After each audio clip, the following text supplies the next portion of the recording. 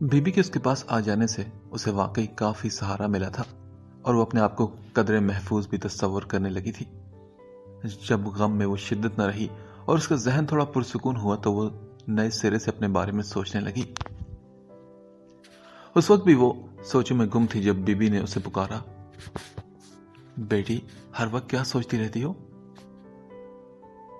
کچھ نہیں بیبی، کوئی ایک بات ہو تو بتاؤ، یہاں تو سوچنے کو بہت ساری باتیں ہیں۔ اچھا میں بھی تو سنوں، بتاؤ مجھے۔ بیبی اس کے پاس آ بیٹھی تھی۔ میری سوچے تو بیبی روٹی کپڑا مکان کے آس پاس گھومتی ہیں۔ اس وقت تو یہ تینوں چیزیں مجھے میسر ہیں لیکن زیادہ عرصہ میرا ساتھ نہیں دے سکتی۔ صحیح کہتی ہو تم بیٹی، پتہ ہے تمہارے سارے مسئلوں کا ایک ہی حل ہے، تم شادی کر لو بیٹا۔ بیبی نے نہایت سکون سے مشورہ دے ڈالا۔ وہ کتنی دیر تک ان کی طرف دیکھتی رہی اور پھر ایک تلخ سی مسکراہٹ اس کے ہونٹوں پر آ بکھری۔ مجھ سے کون شادی کرے گا بیبی؟ ارے کیوں، کیا کمی ہے تم میں؟ ماشاءاللہ ہزاروں نہیں لاکھوں میں ایک ہو تم۔ ہاں لاکھ کو خاک ہے بیبی، آپ کے ہونہار بیٹے ولید بخت نے کیا کیا ہے میرے ساتھ؟ جو کچھ ہوا آپ کے سامنے ہے، اس کے باوجود آپ نے شادی کا مشورہ دے کر لگتا ہے میرا مذاق اڑایا ہے۔ یہ کیسی باتیں کر رہی ہو بیٹی؟ ہاں تو اور کیا، میں غلط نہیں کہہ رہی۔ آپ کو کیا معلوم، میری پھپھو امی جن کے بیٹے سے میں گزشتہ 8 سال سے میرا رشتہ جڑا ہوا تھا، وہ پل بھر میں سارے ناطے توڑ گئی ہیں، اور اس کی وجہ بھی میں ہوں۔ اور بیبی جب اپنوں نے سارے رشتے ناطے توڑ دیے تو غیروں سے کیا امید رکھے انسان؟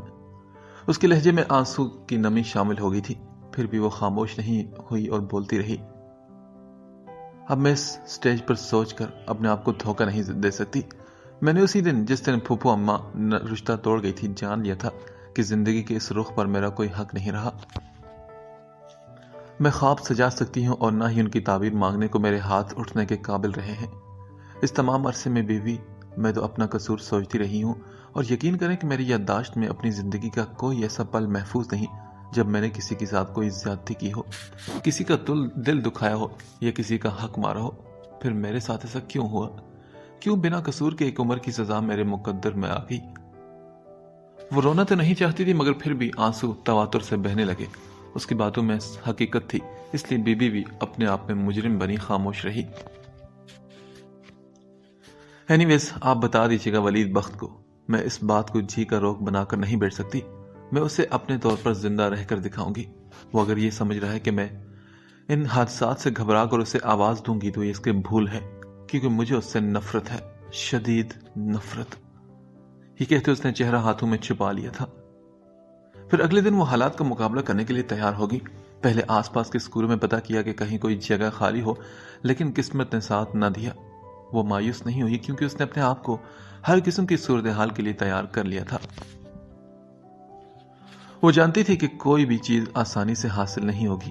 پھر اگلے کئی دن تک یہ سلسلہ چلتا رہا۔ 1-2 جگہ بات بھی بنی لیکن سیلری اتنی کم تھی کہ اس نے خود ہی منع کر دیا، ساتھ ہی اسکول میں پڑھانے کا خیال بھی دل سے نکال دیا۔ پھر ضرورت ہے کہ اشتہار دیکھنے سے پہلے ایک انسٹیٹیوٹ میں ایڈمیشن لے کر وہ ٹائپنگ اور شارٹ ہینڈ سیکھنے لگی۔ اس تمام عرصے میں ولید بخت ایک بار بھی نہیں آیا تھا۔ بیبی البتہ 2-3 بار اپنے گھر سے ہو آئی تھی، اور اب ان کا کہنا تھا کہ وہ زیادہ عرصہ یہاں نہیں رہ سکے گی کیونکہ 2 مہینے بعد ان کا بیٹا جدہ سے آنے والا ہے اور وہ اس کے آنے سے پہلے ہی اپنے گھر واپس چلی جائیں گی۔ سوپی انہیں روک نہیں سکتی تھی، یہ بھی ان کا احسان تھا کہ اپنا گھر چھوڑ کر اس کے پاس رہ رہی تھی وہ، مگر وہ یہ ضرور چاہتی تھی کہ بیبی کی جانے سے پہلے ہی اپنی زندگی کی ناؤ کو کسی کنارے لے آئے جہاں سے باقی سفر میں اس کے لیے مزید مسئلے نہ ہوں۔ اس کا خیال تھا کہ جاب ملتے ہی وہ کسی گرلز ہاسٹل میں اپنے لیے ایک کمرہ لے لے گی۔ بہرحال یہ بات کی بات تھی، پہلا مسئلہ جاب کا تھا جس کے لیے وہ روزانہ کسی نہ کسی دفتر کا چکر لگا رہی تھی۔ اس وقت بھی وہ ایک جگہ انٹرویو دینے کے لیے گھر جانے کے لیے سٹاپ پر آ کھڑی ہوئی تھی کہ تبھی ولید بخت نے اپنی بائک اس کے قریب لا کر روکی۔ آج وہ اپنی جگہ سے 1 انچ بھی پیچھے نہیں ہلی تھی بلکہ قدموں کو مضبوطی سے وہیں جما لیا تھا۔ اپنے تئیں شاید وہ اسے یہ جتانا چاہتی تھی کہ میں ہر طوفان کے سامنے یوں ہی جم کر کھڑی رہ سکتی ہوں۔ کیسی ہو؟ وہ بڑی سنجیدگی سے پوچھنے لگا تو اس نے جواب دیا، ٹھیک ہوں میں۔ اوکے، کہاں جا رہی ہو تم؟ وہ جواب دینے کے بجائے دور سے آتی بس کی طرف دیکھنے لگی۔ سنو، اگر گھر جا رہی تو میرے ساتھ چلو، میں تمہارے ہی گھر جا رہا ہوں۔ میرے گھر کیوں؟ مجھے بیوی سے کچھ کام ہے نا، اس لیے۔ مجھے بتا دو، میں کہہ دوں گی، اس نے بے رخی سے کہا، پر اس کے لہجے کے باوجود وہ ہلکا سا مسکرایا۔ بڑی بے مروت ہو، جھوٹے میں منہ ہی کہہ دو کہ… کیا کہہ دوں؟ مجھ سے کوئی امید مت رکھو تم۔ وہ اس کی بات کاٹ کر بولی اور قریب آتی بس کی طرف بڑھنا ہی چاہتی تھی کہ اس نے بائک آگے کر دی۔ میرے ساتھ چلو۔ تم اپنی حد میں رہو ولید بخت، ورنہ… وہ غصے میں دانت پیستی چکر کاٹ کر جلدی سے بس میں سوار ہوگی، اور جب گھر میں داخل ہوئی تو اسے بیوی کے پاس بیٹھا نظر آیا۔ وہ اسے اگنور کرتی کچن میں چلی گئی اور پھر اس وقت تک خود کو مصروف رکھا جب تک کہ وہ وہاں سے چلا نہ گیا۔ اس کا کورس مکمل ہو چکا تھا، اس کے باوجود بھی اسے کہیں جاب نہیں ملی تھی ابھی تک۔ گو کہ وہ اس بات کے لیے تیار تھی کہ کوئی چیز آسانی سے حاصل نہیں ہوتی، پھر بھی وہ اب تک اتنے انٹرویو دے چکی تھی کہ اب مزید کوشش کرنے پر اس کا دل راضی نہیں تھا۔ سب دکھاوا ہے، وہ دل میں سوچتی۔ سلیکشن تو یہ لوگ پہلے ہی کر چکے ہوتے ہیں، بس خانہ پوری کے لیے سب کو بلا کر بیوقوف بناتے ہیں۔ ادھر بی بی بھی اپنے گھر جانے کے لیے تیار تھی۔ اپنی جاب سے زیادہ اسے یہ فکر ستانے لگی تھی کہ وہ اکیلی کیسے رہے گی۔ بی بی، آپ کچھ دن اور… اس نے محنت کرتے ہوئے کہا۔ میں اپنا کوئی انتظام کر لوں، آپ پھر چلی جائیے گا نا؟ نہیں بیٹا، ایسا کرو، تم میرے ساتھ چلو۔ بی بی نے پورے خلوص دل سے پیشکش کی، اس کے باوجود اسے لگا جیسے ان کے منہ میں ولید بخت کی زبان ہو، اور یہ کیسے ممکن تھا کہ جس بات کے لیے وہ اسے بری طرح دھتکار چکی تھی اب اسی پر عمل کر ڈالے۔ میرا جانا ممکن نہیں ہے بی بی، اس نے فوراً منع کرتے ہوئے کہا۔ بس آپ کچھ دن اور رک جائیں، اگر اس دوران میرا کام ہو گیا تو ٹھیک، ورنہ پھر میں بھی اپنے آپ کو نہیں روکوں گی۔ اس نے بی بی سے وعدہ کر لیا تھا۔ یا اللہ خیر، بس آج آخری کوشش۔ وہ ایک انٹرویو کے لیے جا رہی تھی، تمام رستہ اپنے آپ سے یہی کہتی رہی کہ شاید اندر کہیں مایوسی نے بھی گھر کرنا شروع کر دیا تھا۔ خاصی دل برداشتہ ہو رہی تھی اور ذہن مسلسل کل کو سوچتے ہوئے پریشانیوں کی جگہ بنا ہوا تھا۔ تبھی اس کا نام پکارا گیا اور وہ کسی روٹین کی طرح اٹھ کر اندر چلی گئی۔ پھر وہی باتیں جو پہلے انٹرویو میں ہوتی تھیں، اس نے بے دلی سے جواب دیے اور پھر جلدی سے اٹھ کر باہر آ گئی۔ اس ٹھنڈے کمرے میں اس کا دل گھبرانے لگا تھا، اور اس خیال نے کہ سب دکھاوا ہے اسے وہاں سے جلدی اٹھنے پر مجبور کر دیا تھا۔ باہر آ کر وہ دوبارہ بینچ پر بیٹھ گئی اور قریب سے گزرتے چوکیدار سے پانی لانے کے لیے کہا۔ پانی پی کر اس نے خود کو تھوڑا پرسکون کیا اور پھر بیگ کندھے پر لٹکائے وہ جانے کے لیے اٹھ کھڑی ہوئی، اور ابھی اس نے قدم بڑھایا ہی تھا کہ ایک بار پھر اس کا نام پکارا جانے لگا۔ وہ حیرت میں رکی اور پیچھے مڑ کر دیکھنے لگی۔ صوبیہ غلام علی آپ ہیں؟ کسی نے اس کے قریب آ کر پوچھا تو وہ صرف سر ہلا سکی۔ اوکے، آپ کو ایم ڈی صاحب بلا رہے ہیں۔ اپنی طرف اشارہ کیے وہ بس لمحے بھر کو رکی اور پھر اس کے پیچھے چل پڑی۔ میرے خدا! اسے دیکھتے ہی ایم ڈی نے اپوائنٹمنٹ لیٹر اس کے ہاتھ میں تھما دیا تھا، اور کتنی دیر تک وہ غیر یقینی سے اس بند لفافے کو دیکھتی رہ گئی۔ اتنی کوششوں کے بعد اس کا مایوس ہونا شاید اوپر والے کو بھی پسند نہیں آیا تھا، جبھی تو امیدوں کے چراغ اس کی جھولی میں ڈال دیے تھے۔ وہ بہت خوش ہوئی تھی۔ تھینک یو سو مچ سر، اس کی آواز میں زندگی کی کھنک لوٹ آئی تھی۔ ویلکم، آپ پہلی تاریخ سے جوائن کر لیں۔ Okay sir, thank you so much. اس نے باہر آتے دنوں کو شمار کیا، پہلی تاریخ میں 6 دن باقی تھے۔ اس نے سکون کی سانس لی کہ اس عرصے میں وہ اپنی رہائش کا بھی کوئی انتظام کر لے گی۔ آفس سے نکل رہی تھی کہ ایک لڑکی بینچ سے اٹھ کر اس کے ساتھ ساتھ چلنے لگی۔ پہلے تو اس کی طرف نہیں مڑی، لیکن جب اس نے پوچھا انٹرویو کیسا رہا، تب بھی وہ چونک کر اس کی طرف دیکھنے لگی۔ اس کی شکل کچھ جانی پہچانی سی تھی، جیسے پہلے کہیں دیکھا ہو۔ اس نے اپنے ذہن پر زور دیا لیکن اسے یاد نہیں آیا۔ تم نے بتایا نہیں انٹرویو کیسا رہا؟ اس لڑکی نے دوبارہ پوچھا تو وہ شرمندہ سی ہو کر مسکرانے لگی۔ الحمدللہ کافی اچھا رہا، بلکہ مجھے تو اپوائنٹمنٹ لیٹر بھی مل چکا ہے، پہلی تاریخ سے مجھے جوائن کرنا ہے۔ اوہ گریٹ، مبارک ہو آپ کو، اس لڑکی نے خوشی کا اظہار کرتے ہوئے کہا۔ تھینک یو، کیا تم بھی انٹرویو کے لیے آئی تھی؟ نہیں تو میں تو ایک اور جگہ جاب کر رہی ہوں، یہاں ایک کام کے سلسلے میں آئی تھی۔ اچھا، تم کس طرف جاؤ گی؟ میں سمن آباد۔ ارے میں بھی اسی طرف جا رہی ہوں، اگر تمہارے پاس کنوینس نہیں تو چلو میں تمہیں چھوڑ دیتی ہوں۔ نہیں شکریہ، میں بس سے چلی جاؤں گی۔ صوبیہ نے اسے منع کیا، لیکن وہ لڑکی بھی عجیب تھی، بار بار ضد کر کے اسے اپنے ساتھ لے آئی تھی۔ میرا نام مریم ہے. اس نے گاڑی سٹارٹ کرتے ہوئے اپنا انٹروڈکشن کروایا اور سوالی نگاہوں سے اس کی طرف دیکھنے لگی تو وہ بولی, میں صوبیا ہوں. تعارف کے بعد تو باتوں کا سلسلہ چل نکلا اور گھر پہنچتے تک وہ اسے اپنے بارے میں بہت کچھ بتا چکی تھی. سنو. جب وہ گھر کے سامنے اترنے لگی تو مریم نے ایک کاغذ پر جلدی جلدی کچھ لکھ کر اس کی طرف بڑھا دیا. یہ میرا فون نمبر ہے, کل اسی وقت مجھے کال کر لینا. اس کے خاموشی سے دیکھنے پر وہ کہنے لگی, ہمارے ہاں ایک کمرہ خالی ہے, اگر تم پیئنگ گیسٹ کے طور پر رہنا چاہو تو. اوکے, میں تمہیں کل فون کروں گی, اس نے جلدی سے کہا. اوکے پھر, گڈ بائے, خدا حافظ. مریم ہاتھ ہلاتی ہوئی گاڑی بڑھا کر آگے لے گئی اور اس نے فوراً پلٹ کر دروازے پر دستک دی. بی بی دروازہ کھولے. انہوں نے جیسے ہی دروازہ کھولا تو ان سے لپٹ گئی. میرا کام ہو گیا بی بی, مجھے نوکری مل گئی اور امید ہے کہ کل رہنے کا انتظام بھی ہو جائے گا. خوشی سے اس کی آواز بے قابو ہو گئی تھی اور بی بی کو گول گول چکر دیتے وہ گرنے کو تھی کہ دو مضبوط ہاتھوں نے بی بی کے ساتھ ساتھ اسے بھی تھام لیا. اس کا سر چکرا رہا تھا اور آنکھوں کے سامنے تارے ناچتے نظر آ رہے تھے. اس نے بی بی کو چھوڑ کر دونوں ہاتھوں پہ اپنا سر تھام لیا. صوبیا, تم ٹھیک تو ہو؟ اس کی آواز پر وہ ایک جھٹکے سے سر اٹھا کر دیکھنے لگی.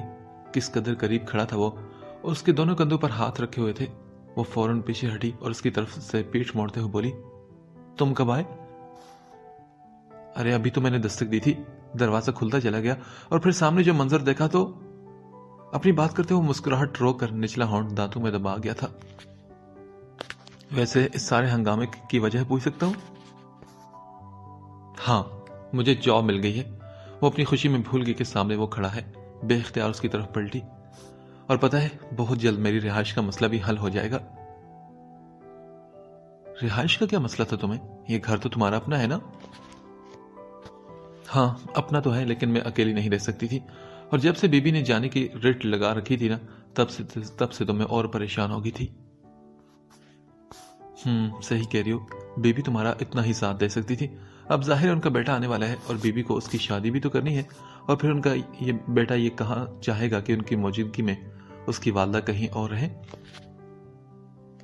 میں جانتی ہوں یہ سب, اور میں نے بی بی سے وعدہ کر لیا تھا کہ اگر اس ایک ہفتے میں میرا کام نہ بھی ہوا تو میں انہیں نہیں روکوں گی. بہرحال اللہ کا شکر ہے کہ میرے دونوں مسئلے ایک ساتھ حل ہو گئے. چلو گڈ. یہ بتاؤ کہ کہاں کا رہائش کا انتظام ہوا ہے تمہارا؟ ولید نے اسے یوں ہی پوچھا, اور صوبیا پتہ نہیں کیوں مشکوک نظروں سے اس کی طرف دیکھنے لگی. ساتھ ہی اس کے دل میں یہ خیال بھی آیا کہ وہ اتنی دیر سے اسے یوں باتیں کی جا رہی ہے جیسے اس کا سب سے بڑا ہمدرد وہی تو ہے, جبکہ اس کی نظر میں وہ اس کا سب سے بڑا دشمن تھا. ایسے کیا دیکھ رہی ہو؟ کچھ نہیں. وہ ایک دم نظر چڑھا کر بولی, اچھا تم نے بتایا نہیں کہ رہنے کے لیے تم نے کہاں انتظام کیا ہے؟ سوری, میں تمہیں بتانا نہیں چاہتی. اوکے, مت بتاؤ, لیکن اطمینان ضرور کر لینا کہ وہ جگہ صحیح ہے. کیا مطلب ہے تمہارا؟ یار ظاہر ہے تم اکیلی لڑکی ہو اور کوئی بھی تمہیں بیوقوف بنا سکتا ہے, جبکہ میرا خیال ہے کہ تم ابھی زمانے کے چلن سے بالکل ناواقف ہو. تمہارا میرے بارے میں خیال بالکل غلط ہے ولید بخت. میں بندوں کو اچھی طرح پہچاننے لگی ہوں. اچھا؟ اس کی بات پر وہ کھل کر ہنسا اور وہ برا مانتی ہوئی اندر چلی گئی. وہ مریم کے گھر میں شفٹ ہوئی تو اپنے طور پر اس نے زندگی کے گزشتہ باب کو بند کر دیا. مریم کی فیملی زیادہ بڑی نہیں تھی. والدین کے علاوہ مریم سمیت 2 بہنیں اور ایک چھوٹا بھائی تھا. مریم کسی مقامی فرم میں جاب کرتی تھی. اس کی بہن BA کی اسٹوڈنٹ تھی, جبکہ بھائی میٹرک میں پڑھتا تھا. ان کی والدہ سیدھی سادی نیک خاتون تھی اور والد اسے دیکھنے میں ابا میاں کی طرح لگے تھے. وہ اپنا گارمنٹ کا بزنس کرتے تھے. اچھا خاصا خوشحال گھرانہ تھا. اسے جو کمرہ دیا گیا تھا وہ باقی کمروں سے قدرے الگ تھلگ تھا, لیکن بالکل الگ نہیں لگتا تھا, کیونکہ آنے جانے کا رستہ اس کے سامنے تھا. شروع میں وہ کافی جھجکتی رہی اور کوشش کرتی کہ جب مریم کے والد گھر پر ہوں وہ اپنے کمرے میں ہی رہے. ویسے دن کا بیشتر حصہ تو اس کا آفس میں ہی گزرتا تھا. شام میں البتہ سب کا سامنا ہونے کا امکان ہوتا تھا اور ایسے وقت میں وہ کمرے میں بند رہتی. پھر آہستہ آہستہ کبھی مریم اور کبھی ارم اسے ٹی وی پر کسی خاص پروگرام کے بہانے کمرے سے باہر لانے لگتی. ویسے بھی گھر میں کوئی ایسا فرد موجود نہیں تھا جس کی وجہ سے کوئی نیا افسانہ بننے کا ڈر ہوتا. اس لیے کچھ ہی دنوں میں اس کی جھجک کافی حد تک کم ہوگی. اب وہ اکثر آفس سے واپسی پر کچھ دیر آرام کرنے کے بعد کچن میں چلی جاتی اور جو بھی کام کر رہا ہوتا وہ اس کا ہاتھ بٹانے لگتی. اس کی زندگی کی ناؤ جیسے بھنور سے نکل کر پرسکون سطح پر بہنے لگی تھی اور فی الحال اس کے لیے یہ بہت تھا۔ اس شام وہ آفس سے نکلی اور سٹاپ کی طرف جاتے ہوئے اس نے ابھی کچھ فاصلہ طے ہی کیا تھا کہ ولید بخت ایک دم اس کے سامنے آ گیا۔ اس نے یوں پوز کیا جیسے اچانک وہ نظر آئی ہو، لیکن اس نے محسوس کیا کہ جیسے وہ پہلے ہی سے کہیں آس پاس موجود تھا۔ کیا تم نے فیصلہ کر لیا ہے کہ تم میرا پیچھا نہیں چھوڑو گے؟ ہاں، اور تم مجھ سے پیچھا چھڑانا کیوں چاہتی ہو یہ بتاؤ؟ وہ اسی کے لہجے میں بولا تو وہ سختی سے اپنے ہونٹ بھینچ گئی۔ سنو، کون کس کا پیچھا کر رہا ہے اس بحث کو ہم پھر کسی وقت کے لیے اٹھا رکھتے ہیں۔ اس وقت تم سنجیدگی سے میری ایک بات سن لو۔ میں پچھلے 2 دن سے تمہیں تلاش کر رہا ہوں۔ اگر تم اپنا کوئی نیا نشان چھوڑ جاتی تو مجھے اتنی دقتوں کا سامنا نہ کرنا پڑتا۔ بہرحال اب تم مل ہی گئی ہے تو اپنا یہ کارڈ لے لو۔ اس نے جیب سے کارڈ نکال کر اس کی طرف بڑھایا۔ یہ کس کا کارڈ ہے؟ وہ لینے سے پہلے پوچھنے لگی تو اس نے کہا، بی بی نے دیا ہے، ان کی بیٹی کی شادی کا کارڈ ہے۔ انہوں نے کہا تھا کہ یہ ہر صورت تم تک پہنچانا ہے اور تمہارے آنے کے لیے انہوں نے کہا تھا۔ سوبی نے خاموشی سے کارڈ لے لیا تو وہ بڑی آس امید سے پوچھنے لگا، تم آؤ گی نا؟ کوشش کروں گی۔ صرف کوشش نہیں صوبیہ، بی بی نے بہت محبت اور مان سے بلایا ہے تمہیں۔ وہ بہت خاموشی سے اس کی طرف دیکھے گئی۔ اب کیا سوچنے لگی تم؟ اس کی آنکھوں کے سامنے ہاتھ لہراتے ہوئے پوچھنے لگا۔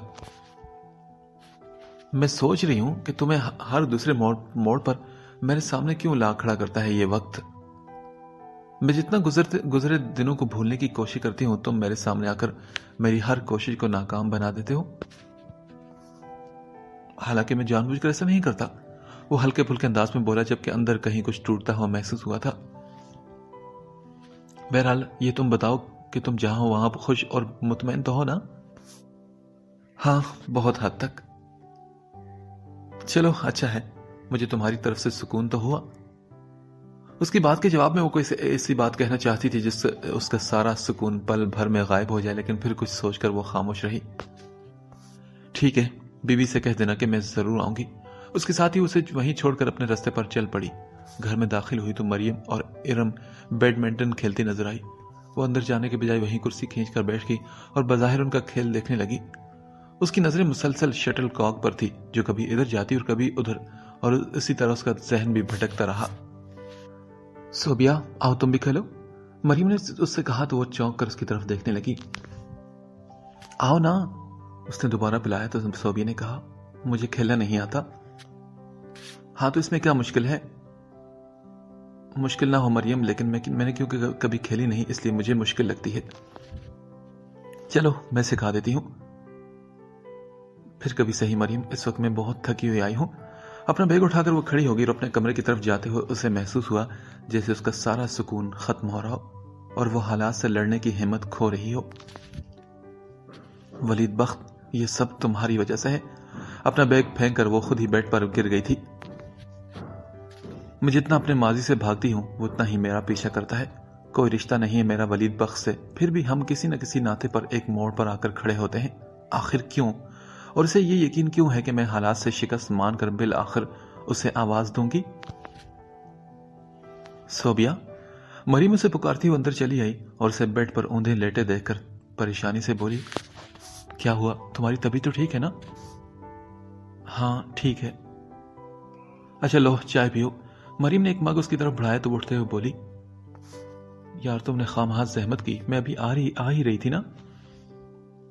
ہاں ٹھیک ہے نا، چلو یہ تکلف چھوڑو اور یہ بتاؤ کہ تمہیں ہوا کیا ہے؟ مریم اس کے پاس بیٹھتے ہوئے بہت ہی اپنائیت سے پوچھنے لگی۔ مجھے کیا ہوا ہے؟ کچھ بھی تو نہیں۔ نہیں صوبی، جب تم آئی تھی اس وقت میں نے محسوس کیا کہ تم کچھ بجھی سی ہو۔ کیا آفس میں کوئی بات ہو گئی ہے؟ نہیں تو پھر کیا مسئلہ ہے؟ ایک لمحے کو اس کا دل چاہا کہ وہ ساری بات مریم کو بتا کر اس سے مدد مانگے، اس سے کہے کہ کسی طرح ولید بخت سے میرا پیچھا چھڑا دو، کوئی ایسی تدبیر کرو کہ وہ میرے راستے میں آنا چھوڑ دے۔ لیکن پھر اس خیال ہے کہ پتہ نہیں مریم اس کے بارے میں کیا سوچے، اسے کچھ بھی کہنے سے باز رکھا۔ تم کچھ پریشان ہو صوبی، بتاؤ نا۔ نہیں تو، بڑی مشکل سے اپنی بوکھلاہٹ پر قابو پا کر وہ بولی، میں پریشان نہیں ہوں مریم، بس یوں ہی طبیعت کچھ اداس اور بوجھل سی ہے۔ آل رائٹ، تم نہ بتانا چاہو تو دوسری بات ہے، ورنہ میں یہ کہہ سکتی ہوں کہ کوئی بات ضرور تمہیں پریشان کر رہی ہے۔ نہیں مریم، تم خواہ شک کر رہی ہو۔ اپنا بیگ کھول کر اس میں سے کارڈ نکالنے لگی، پھر وہ کارڈ مریم کی طرف بڑھاتے ہوئے بولی، اصل بات یہ ہے۔ یہ کیا ہے؟ مریم کارڈ ہاتھوں میں لیتے ہوئے سوالی نگاہوں سے اس کی طرف دیکھنے لگی۔ یہ ایک شادی کا کارڈ ہے مریم، میں یہاں نہیں جانا چاہتی اور جانا ضروری بھی ہے۔ ہاں، یہ کیا بات ہوئی؟ مریم بالکل نہیں سمجھی تھی میری بات کہ وہ کیا کہہ رہی ہے۔ دیکھو مریم، جانا یوں ضروری ہے کہ یہ اس عورت کی طرف سے ہے جس کے مجھ پر بہت سے احسان ہے، اور جانے پر دل آمادہ نہیں ہوتا کہ وہاں وہ بھی ہوگا۔ آخری الفاظ اس نے بے خیالی میں ادا کیے تو مریم بولی، کون ہوگا؟ کون ہے وہ؟ کوئی نہیں مریم۔ دیکھو صوبیہ، تم شاید مجھے دوست نہیں سمجھتی، جبھی تو تم مجھے کوئی بات نہیں بتا رہی۔ اوہ، ایسی کوئی بات نہیں نا مریم، ایک دم وہ شرمندہ ہو کر بولی۔ تو مریم نے کہا، ٹھیک ہے، پھر سیدھی طرح بتاؤ کہ بات کیا ہے، کیوں تم خود سے الجھ رہی ہو؟ اور پھر صوبیہ کتنی ہی دیر سر جھکائے خاموش بیٹھی رہی۔ اصل میں وہ سمجھ نہیں پا رہی تھی کہ مریم کو کس طرح مطمئن کرے۔ پھر بہت دیر بعد اس نے یہ بات کی، اصل میں مریم، اس خاتون کا ایک بیٹا ہے جو مجھے بالکل بھی اچھا نہیں لگتا، اور میں کئی بار اس سے اپنی ناپسندیدگی کا اظہار بھی کر چکی ہوں۔ اس کے باوجود وہ مجھ سے کچھ غلط امیدیں جوڑے ہوئے ہیں، اور میں اس کی وجہ سے شادی میں نہیں جانا چاہتی۔ بس اتنی سی بات کو تم نے مسئلہ بنا ہے؟ مریم کا انداز ایسا تھا جیسے کہہ رہی ہو کہ کھودا پہاڑ اور نکلا چوہا۔ مریم، تم اسے اتنی سی بات کہہ سکتی ہو کیونکہ تمہارا اس لڑکے سے واسطہ نہیں پڑا، انتہائی لوفر قسم کا انسان ہے۔ لو بھائی، کتنا بھی لوفر ہونا، پھر بھی وہ شادی بھرے گھر میں تمہیں اغوا کر کے لے جانے سے تو رہا۔ مریم نے یوں ہی ایک بات کہی اور وہ اس بات پر وہ زرد پڑ گئی تھی۔ یہ کیسی باتیں کر رہی ہو مریم؟ اس کے حلق سے پھنسی پھنسی آواز نکلی تو مریم حیرت سے اس کی طرف دیکھنے لگی۔ عجیب لڑکی ہو تم صوبیہ، تم تو یوں ڈری ہو جیسے وہ سچ مچ تمہیں کڈنیپ۔ پلیز مریم، بس، اس نے ایک دم اسے ٹوک دیا۔ اچھا چھوڑو، یہ بتاؤ کہ شادی کب ہے؟ پھر وہ خود ہی کارڈ اٹھا کر کہنے لگی، پرسوں ہے۔ ایسا کرو، تھوڑی دیر کے لیے چلی جانا، اور اگر نہ جانا چاہو تو مجھے نمبر دے دینا، میں اطلاع دے دوں گی کہ تمہاری طبیعت ٹھیک نہیں۔ مجھے نمبر دے دو، میں اطلاع کر دوں گی۔ اس نے مریم کی بات کو دل ہی دل میں دہرایا اور پھر مریم کی طرف دیکھنے لگی جبکہ اس کا ذہن الجھتا جا رہا تھا۔ اس نے مریم سے بہت کہا کہ وہ بھی اس کے ساتھ چلے، لیکن وہ کسی طرح بھی راضی نہیں ہوتی۔ بیوی کا خیال نہ ہوتا تو وہ بھی نہ جاتی، لیکن بیوی نے ایسے وقت اس کا ساتھ دیا تھا جب اپنے بھی ساتھ چھوڑ گئے تھے، اور انہی کی خاطر وہ مریم کے بھائی شوبی کے ساتھ ان کی خوشی میں شریک ہونے چلی گئی تھی۔ اس کا خیال تھا کہ بیوی کے گھر میں پہلا قدم رکھنے پر اس کا سامنا ولید سے ہوگا، لیکن ایسا نہیں ہوا۔ پہلے قدم پر تو کیا، وہ اسے کہیں بھی نظر نہ آیا۔ حیرت کی بات تو تھی، لیکن اسے یہ بات سکون دے گئی تھی۔ بیوی کی بیٹی بھی آئی ہوئی تھی، وہ اس کے پاس بیٹھ گئی اور جب بارات روانہ ہوئی تب بھی وہ اس کے ساتھ ساتھ رہی۔ شوبی نے اسے کہہ دیا تھا کہ دلہن والوں کے ہاں وہ بس کچھ دیر ہی رکے گی، اس کے بعد وہ لوگ واپس چلیں گے۔ وہ آئیں گھر میں ہمارے خدا کی قدرت ہے، کبھی ہم ان کو کبھی اپنے گھر کو دیکھتے ہیں۔ وہ سر جھکائے اپنے ہی کسی خیال میں چل رہی تھی جب اس کی آواز کہیں قریب سے سنائی دی۔ ایک دم ٹھٹک کر وہ اپنی جگہ رکی اور پھر ڈرتے ڈرتے سر اٹھا کر دیکھا۔ خوبصورت سی مسکراہٹ کے ساتھ اس کی طرف دیکھتا ہوا وہ اس کے اور قریب چلا آیا تھا۔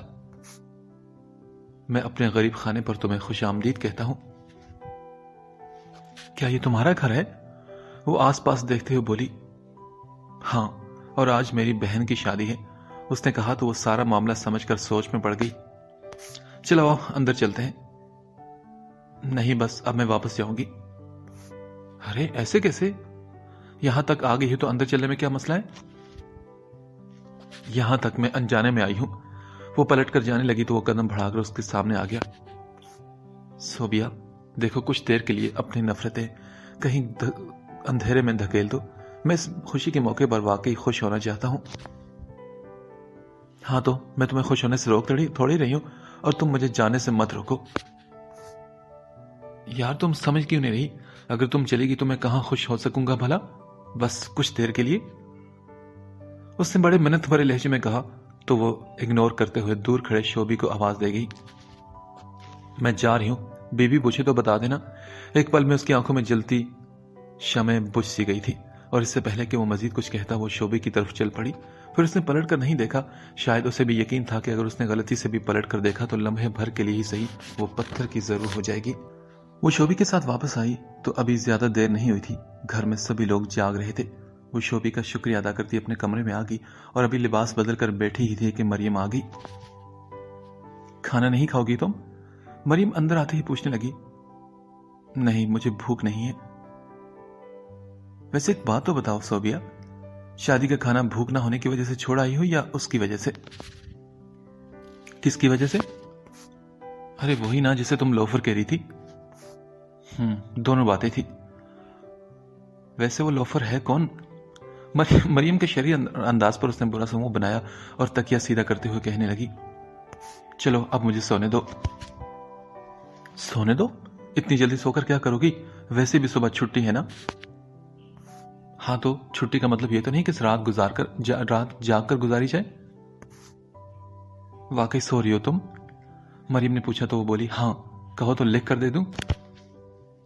اچھا ٹھیک ہے، گڈ نائٹ. مریم ہنستے ہوئے اٹھ کھڑی ہوئی اور پھر لائٹ آف کر کے پہلے عمانی خیز انداز سے مسکرائی.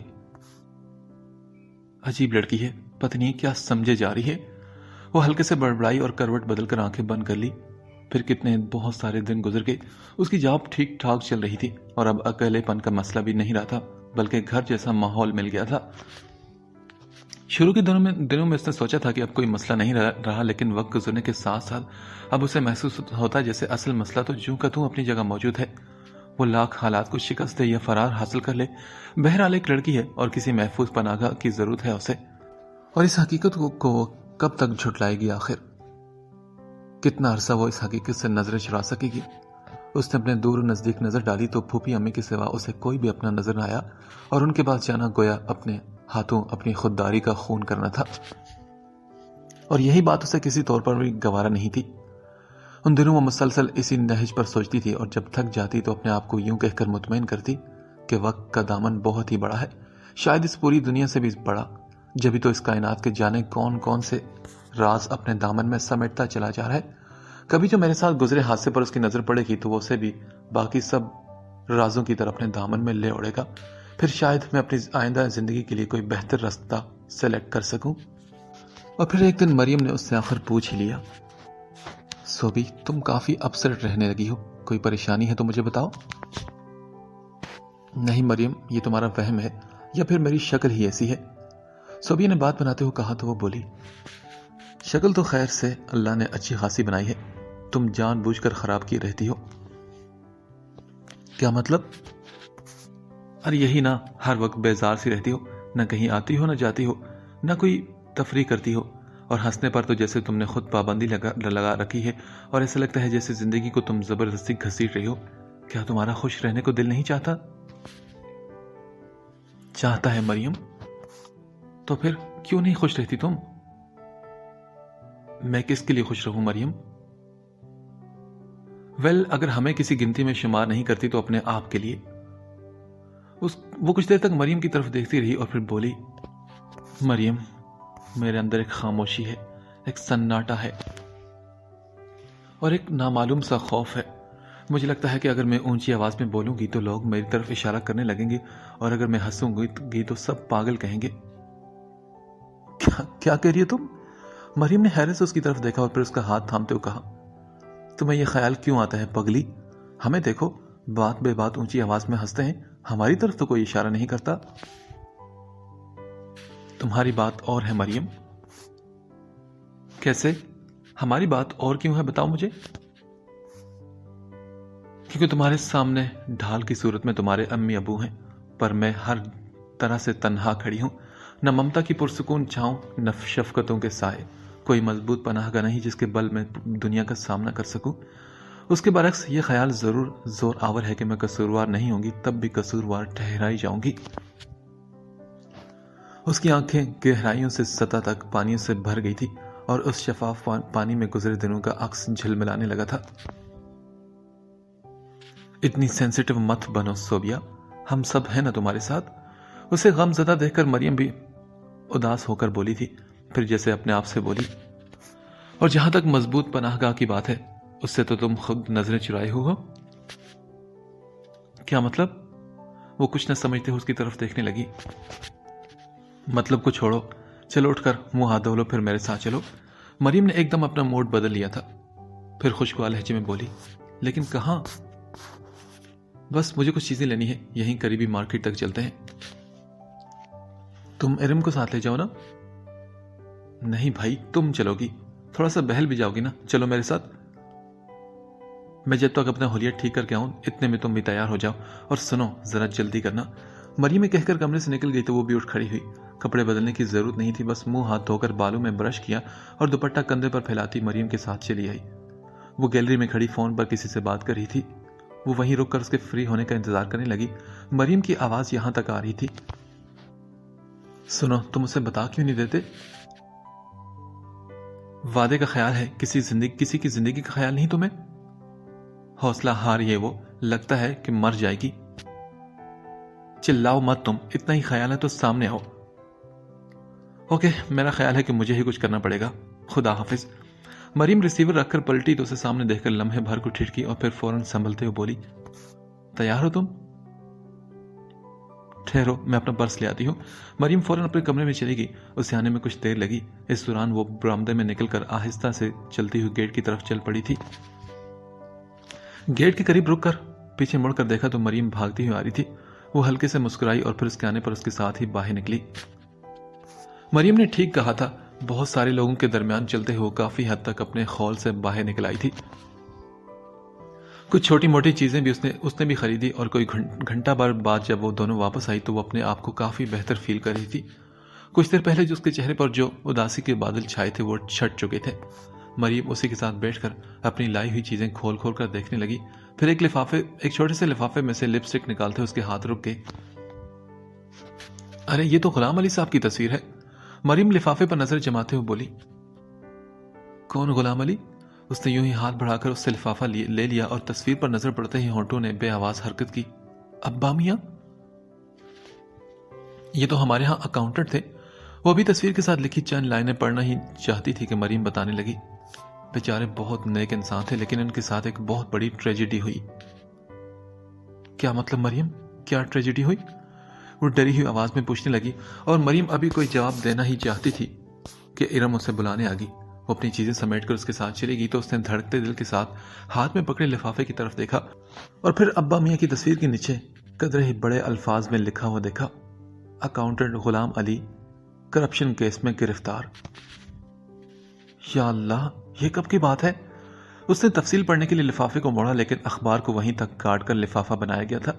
وہ دیوانوں کی طرح لفافے کو موڑ موڑ کر دیکھتی رہی، اور پھر احتیاط سے لفافے کو جوڑ کر پھر سے کھول کر دوسری طرف سے بھی سب دیکھ ڈالا، لیکن اس نیوز سے متعلق کہیں بھی کوئی بات اسے نظر نہ آئی۔ کب کا اخبار ہے یہ؟ اس نے یہ جاننے کی بہت کوشش کی، لیکن اسے کامیابی نہ ہوئی۔ پھر اس کی نظریں دوبارہ اسی سرخی پر جم گئی اور اس کا دل چیخ چیخ کر گواہی دینے لگا، میرے ابا میاں ایسے نہیں ہو سکتے، یہ صرف الزام ہے۔ وہ تو اتنے پرہیزگار متقی تھے، پھر کیسے کسی نے ان پر اتنا گھناؤنا الزام لگایا؟ اب ابا میاں تو اس دنیا میں تھے نہیں، پھر بھی اسے یہ خبر بہت دکھ دے رہی تھی، اور اندر کا سارا دکھ ایک دم آنکھوں میں سمٹ آیا۔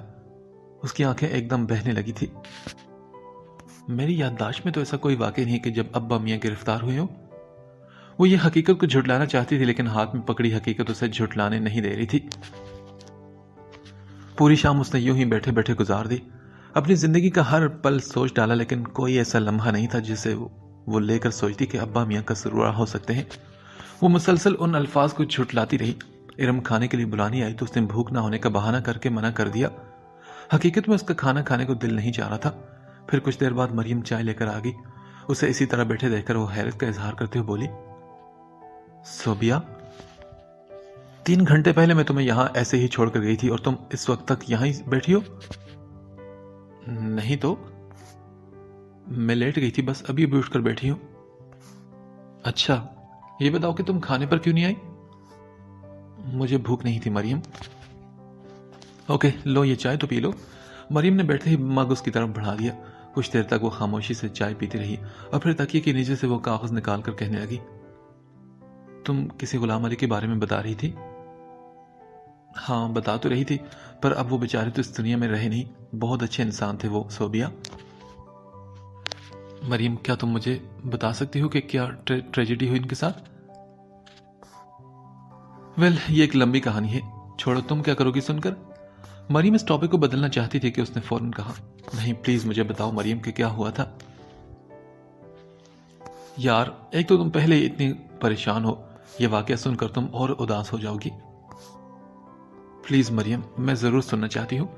اس کی ضد پر مریم نے ہتھیار ڈال دیے، پھر اٹھ کر خالی مگ ٹیبل پر رکھ کر سکون سے بیٹھے ہوئے بولی، اس کہانی کے 3 کریکٹر ہیں صوبیہ، ایک غلام علی صاحب، ایک ان کی بیٹی اور ایک ولید بخت۔ ولید بخت؟ صوبیہ کے ہونٹوں نے بے آواز حرکت کی تھی۔ ہاں ولید بخت، اور میں اسی سے شروعات کروں گی۔ وہ اسسٹنٹ اکاؤنٹنٹ تھا، یعنی ایک طرح سے غلام علی صاحب کے انڈر میں کام کرتا تھا۔ کافی زندہ دل اور ملنسار لڑکا تھا اور جانثار بھی، ہر ایک کے کام آنا جیسے اس نے اپنی عادت بنا لی تھی۔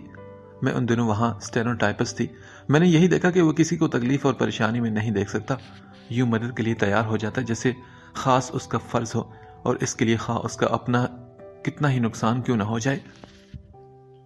میرے ساتھ بھی اس کی کافی اچھی انڈرسٹینڈنگ ہو گئی تھی۔ کبھی جب فری ہوتا تو میرے پاس آ بیٹھتا اور اپنی زندگی کے واقعات مجھ سے شیئر کرتا۔ ایک بار اس نے بتایا کہ اسے ایک لڑکی سے محبت ہو گئی ہے، اور وہ بھی بس اسٹاپ پر۔ میں نے اس کا خوب مذاق اڑایا، لیکن وہ بہت سنجیدہ تھا، اور ابھی وہ محبتوں کی راہ گزر پر اس لڑکی کے ہمراہی کے خواب دیکھ ہی رہا تھا کہ ایک عجیب واقعہ ہو گیا۔ مریم شاید سسپینس پیدا کرنے کے لیے خاموش ہوئی تو وہ فوراً بول پڑی، کیسا واقعہ مریم؟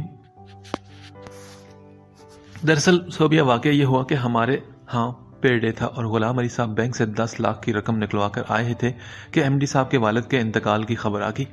ظاہر ہے وہ مالک تھے، اس لیے اسی وقت فیکٹری بند کر دی گئی، اور اگلے روز جب غلام علی صاحب آفس آئے تو ان کی سیف میں وہ 10 لاکھ موجود نہیں تھے۔ کیا مطلب؟ کس نے لیے وہ وہاں سے؟ یہ تو بات کی بات ہے، اس وقت تو سارا الزام غلام علی صاحب پر آ گیا کیونکہ وہی لے کر آئے تھے۔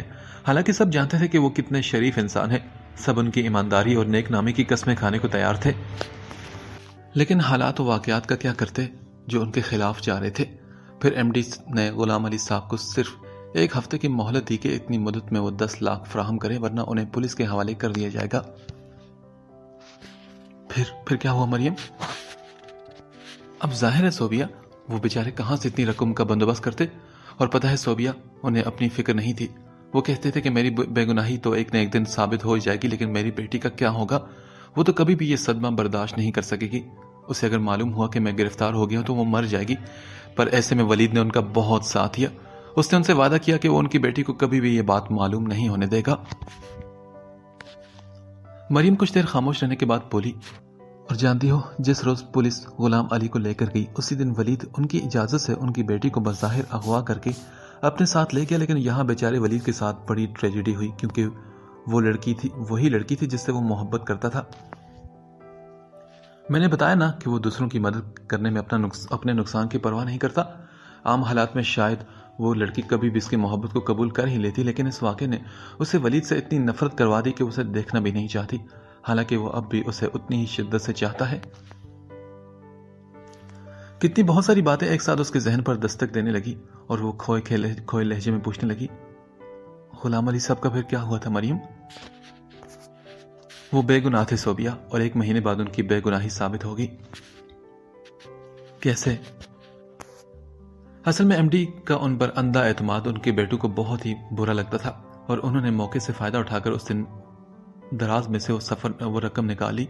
بعد میں ان بھائیوں میں نا اتفاقی ہوئی تو ایک نے یہ سب بتا دیا۔ اور ان کی بیٹی، اس کا کیا ہوا مریم؟ ہاں، اس کا یہ ہوا کہ اس سے جس طرح ولید لے کر گیا تھا اسی طرح واپس چھوڑ گیا، یوں کہ اس تمام واقعے کی خبر ہی نہ ہوئی ہو اسے۔ پھر قدرے وقفے کے بعد وہ بولی، لیکن اس سب میں ولید بیچاری کی پوزیشن بڑی خراب ہوگی۔ وہ اس لڑکی کے بغیر زندگی کو بالکل بے معنی قرار دیتا ہے، اور غلام علی صاحب سے کیا وعدہ بھی توڑ نہیں سکتا۔ کیا کرے، عجیب مشکل میں پھنسا ہے۔ وہ چپ چاپ اس کی طرف دیکھنے لگی۔ تم بتاؤ صوبیہ، اسے کیا کرنا چاہیے؟ مجھے کیا پتا؟ مجھے لگتا ہے صوبیہ کہ اسے یہ سب بتا دینا چاہیے۔ آخر غلام علی صاحب بھی تو اپنے آخری وقت میں اپنی بیٹی کا ہاتھ اس کے ہاتھ میں دے گئے تھے نا؟ ہاں شاید۔ اس کی آنکھوں میں ایک دم وہ پل آ ٹھہرا تھا جب اس کا ہاتھ اس کی مضبوط گرفت میں تھا۔ اور پتہ ہے صوبیہ، عجیب دیوانی محبت ہے اس کی۔ اس لڑکی کے صاف انکار اور نفرت کے باوجود اس نے اپنے آپ کو اس کی پاسبانی کے لیے وقف کر رکھا ہے. وہ ایک پل کے لیے بھی اس سے غافل نہیں ہوتا. اور ولید بخت آپ سے بڑی دیوانی محبت کرتا ہے. صوبیہ کے ذہن پر اس کی کہی بات دستک دینے لگی.